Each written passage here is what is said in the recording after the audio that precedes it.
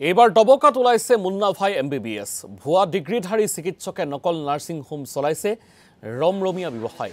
দবকা চহৰৰ গছতলাৰ ৰাষ্ট্ৰীয় ঘাইপথৰ কাষতে আব্দুল ৱাহিদ নামৰ কোলা শাখাৰ উচ্চতৰ মাধ্যমিকলৈ শিক্ষা গ্ৰহণ কৰা লোকজনে খুলিছে ATS হেল্থ ক্লিনিক নামৰ নাৰ্ছিং হোম নিজকে চিকিৎসক সজাই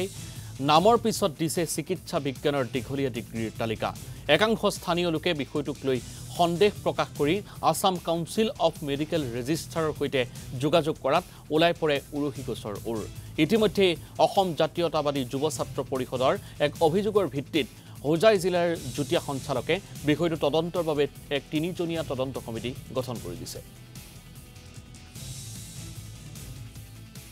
আমাক ওপৰৰ পৰা এটা ৰিপৰ্ট কালেক্ট কৰিবৰ কাৰণে পঠিয়াইছে আমি ৰিপৰ্টটো কালেক্ট কৰিলে জইণ্ট ডাইৰেক্টৰ ছাৰক দিম joint director sir will take decision এনে বিষয়টো কি আছিল ছাৰ তদন্ত অভিযোগটো কাৰ হেৰিৰ পৰা যিটো দিছে আপোনাৰ এইটো আমাৰ ডক্টৰ এজনীৰ নামতো আছে লগত তোৰ হাজবেণ্ডটোৰ লগতো এলিগেশ্যন আছে আমাৰ এলিগেশ্যনটো সেইটোৱে আছিল হয়তো হি ইজ গাইনোকলজিষ্ট হয় নে নহয় পেথলজিষ্ট হয় নে নহয় আৰু যিজন ডক্টৰৰ কথা আছিল হয়তো হি ৰিয়েলি ডক্টৰ নট তাৰ চাৰ্টিফিকেট আছে নে ৰেজিষ্ট্ৰেশ্যন আছে নে দিছ থিং এটচেট্ৰা এইবিলাক সেইখিনি বস্তু আমি ডাটা কালেক্ট কৰিছোঁ সেইখিনি আমি জইণ্ট ডাইৰেক্টৰ ছাৰক